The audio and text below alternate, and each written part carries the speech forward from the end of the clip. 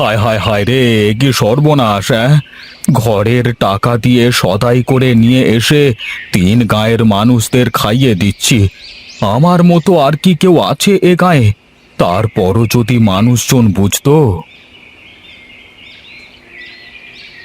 ও প্রতাপদা, আরে ও প্রতাপদা! আরে সুনীল যে, কি খবর? কি মনে করে? এ পাশ দিয়ে যাচ্ছিলাম, তাই ভাবলাম তোমার সাথে একটু দেখা করেই যাই। কিন্তু তুমি তো বিশাল ব্যস্ত সময় পার করছো মনে হচ্ছে। কি করব বল দেখি, সামনে বৈশাখ মাস, তাই তো খাতায় একটু চোখ বোলালাম যে কার কাছে কেমন কি আছে। তোমার কাছে তো তিন গাঁয়ের মানুষ সবাই দেনা। তিন গাঁয়ের মানুষ এই জন্যই তোমাকে এত সম্মান করে। আমি কি আর এমনি করি?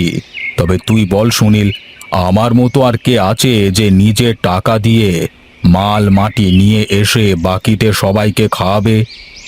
হ্যাঁ, তুমি তো আর ফ্রিতে দাও না কারো, বরং তুমি খাতা কলমে কাজ করে 1 টাকা থেকে কখন 3 টাকা বানিয়ে ফেলো, তাই তো বোঝা মুশকিল। এই দেখ সুনীল, বেশি বাজে বকবি না বলে দিলাম। আমি বাজে বকি না প্রতাপদা, এগুলো তিন গাঁয়ের লোক বলা বলি করে।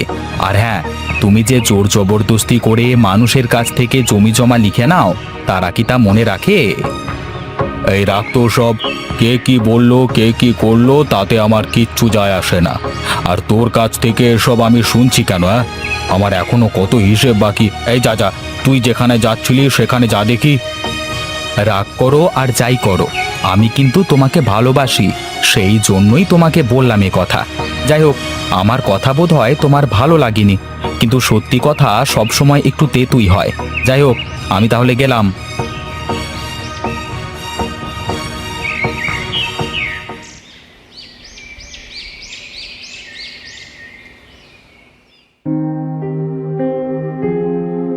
ও গিন্নিমা, গিন্নিমা,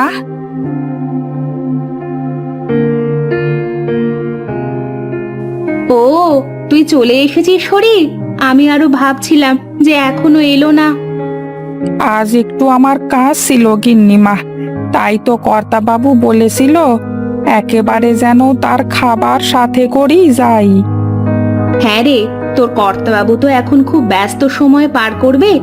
কয়েকদিন পরেই তো দোকানের হালখাতা অনুষ্ঠান। ও হ্যাঁ, আমি তো ভুলেই গিয়েছিলাম। তাড়াতাড়ি খাবারগুলো দিলে আমিও তাড়াতাড়ি যেতে পারতাম দোকানে। তুই খেয়ে যাবি নাকি দোকানে বসে খাবি? আপনি খাবার বেঁধে দেন, একেবারে পরে খেয়ে নেব আমি। ঠিক আছে, তুই তাহলে একটু দাঁড়া, আমি তোর জন্য খাবার নিয়ে আসছি।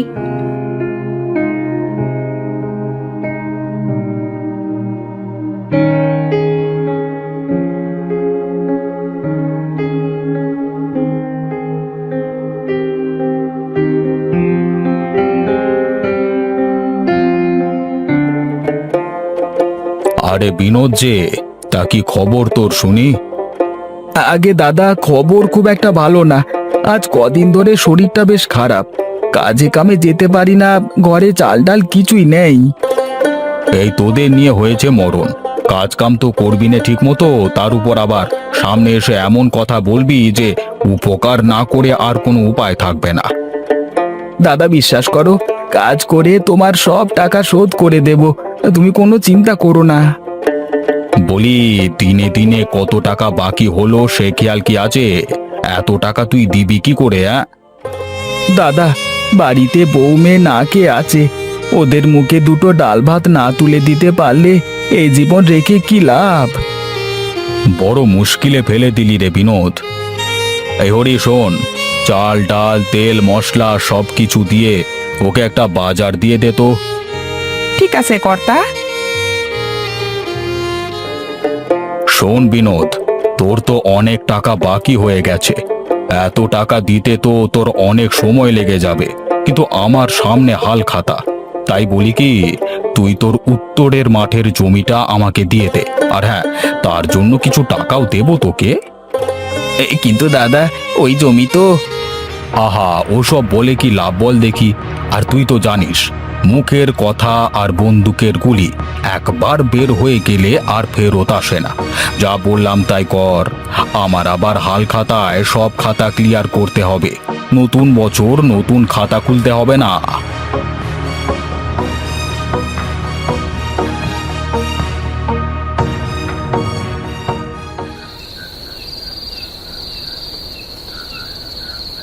আচ্ছা, তোমাকে না কত করে বলেছি এসব হিসাব নিকাশ তুমি তোমার দোকানেই রেখে আসবা, আমার সামনে এসব নিয়ে আসবে না। আহা গিন্নি, সামনে পয়লা বৈশাখ আসছে, হাল খাতা করতে হবে। তাই তো খাতায় একটু ভালো করে চোখ বুলিয়ে নিচ্ছি। কার কাছে কেমন বাকি আছে চিঠি দিতে হবে না? তা ওসব কাজ তুমি দোকানে বসে করতে পারো না, বাড়িতে কেন আনলে? আচ্ছা বাবা, ঠিক আছে। এই তো আমি খাতা হিসেব করে রেখে দিলাম। এবার বলো কি বলবে?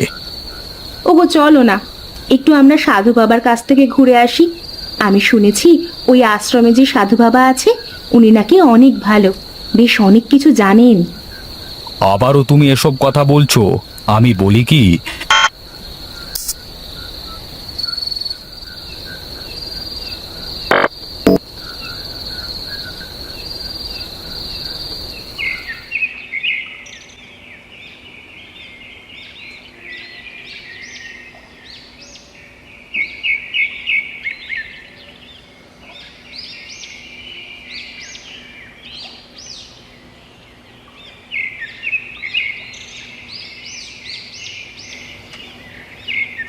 ওই তো, ওই যে সাধু বাবা, চলো আমরা ওনার সামনে যাই।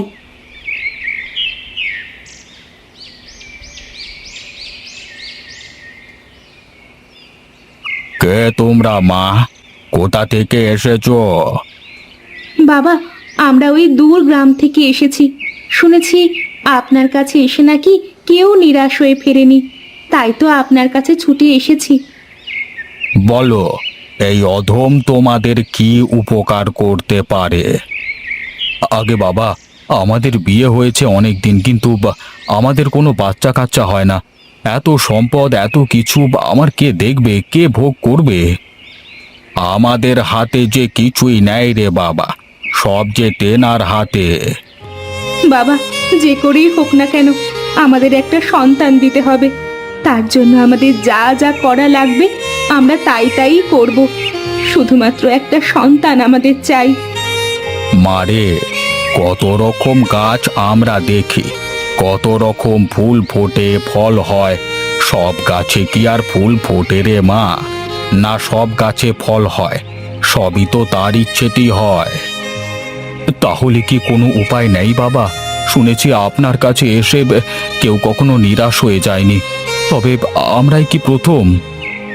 না রে বাবা, আসলে আমি কিছুই করতে পারি না, কিন্তু মানুষকে সৎ উপদেশ দিতে পারি। আর দেখি তোর হাতটা একবার আমাকে দেখা দেখি। বাবারে, এ যে দীর্ঘ রেখা খণ্ডিত, কিন্তু তুই তোর কর্মের কারণে তোর কপালকে বেঁধে রেখেছিস। শোন বাবা, মানুষ তার কর্মের ফল ভোগ করতেই এই ধরা এসেছে। আজকে তুই যা করবি, কালকে তার ফল তোকে ভোগ করতেই হবে।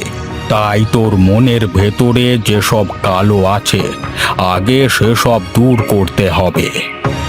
তার মানে বাবা আপনি? হ্যাঁ রে বাবা, আগে নিজেকে পরিশুদ্ধ কর। নেক দিল আর পাপ দিলে যে অনেক তফাৎ রে বাবা। ঠিক আছে বাবা, তাহলে আজ আমরা আসি, আমাদের আবার দেখা হবে। ওঠো গিন্নি, ওঠো।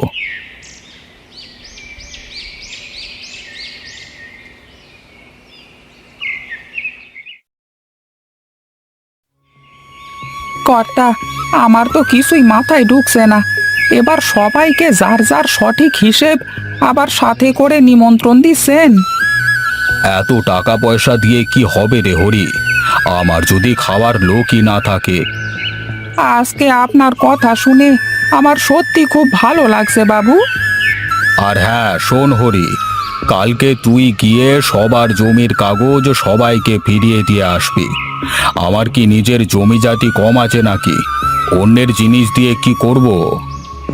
ঠিক আছে বাবু, আপনি যা বলেন।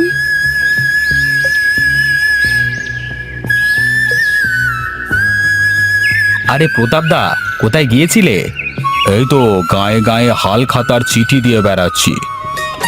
তা শুনলাম তুমি নাকি এবার হাল খাতার চিঠিতে একেবারে ভোজন নিমন্ত্রণ দিচ্ছ সবাইকে। এটা একটা ভালো কাজ করছো বুঝলে।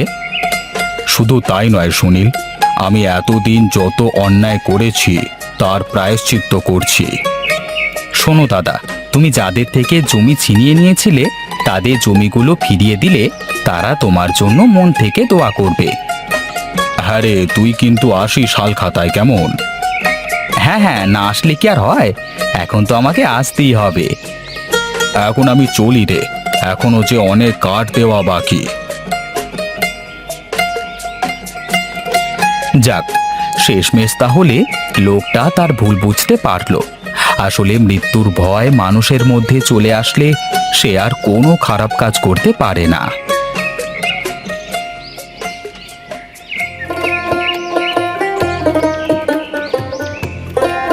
কি হে বিনোদ, তুমি কি তোমার সব কাগজপত্র ঠিকঠাক মতো ফিরে পেয়েছো? হ্যাঁ দাদা, ঠিকঠাক পেয়েছি। আপনাকে যে কি বলে ধন্যবাদ জানাবো, আপনি মানুষ না, আপনি দেবতা। এই না না না, আমি সামান্য মানুষ।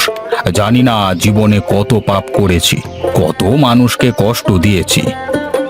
ছোট মুখে বড় কথা দাদা, অনুতপ্ত অনুশোচনায় নাকি আত্মশুদ্ধি ঘটে। আপনার জন্য 3 গাঁয়ের সব লোক দোয়া করবে, আপনার দোকানের জন্য দোয়া করবে, আপনার পরিবারের জন্য দোয়া করবে।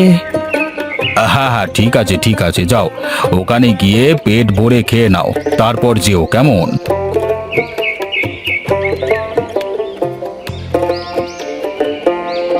কিরে বাবা, এখন তাহলে কি বুঝতে পারলি? বাবা, আমি আসলে কোনো কিছু বিশ্বাস করতাম না। সব সময় শুধু মানুষের সাথে খারাপ কিছু করবার কথা ভাবতাম, কিন্তু এখন আমি আরো সব ভাবি না। এখন শুধু পরমেশ্বর সেবা করতে চাই। নেক দিলে সৃষ্টিকর্তার কাছে কিছু চাইলে সে যে কখনো ফিরিয়ে দেয় না, তার কাছে যে অগাধ ভান্ডার আছে। বাবা, আমি মা হতে চলেছি। জানি না কেমনে কি হয়েছে, কিন্তু আমি জানি এই সব কিছু আপনার কাছে আসার পরই সম্ভব হয়েছে। শোন রে মা, মানুষ পৃথিবীতে তার কর্মফল ভোগ করবেই। তাই তো সব সময় পরমেশ্বরের সেবায় নিজেকে নিয়োজিত রাখতে হবে। ভবধরণীতে তিনি একমাত্র লালনকারী আমাদের। আমাদের আশীর্বাদ করুন বাবা, আর আমাদের সন্তানের জন্য। শোন বাবা, এখন ঠিক যেভাবে তুই তোর দোকান সংসার দেখছিস সেভাবেই দেখতে থাকিস। বাবা, 3 গাঁয়ের মানুষ আমাকে এখন তাদের প্রার্থনাতে রাখে। আমিও এখন তাদের সাথে কোনো রকম ছলচাতুরি করি না। বেশ, এবার তাহলে তোরা যা। আশীর্বাদ করি, সুখী হও মা।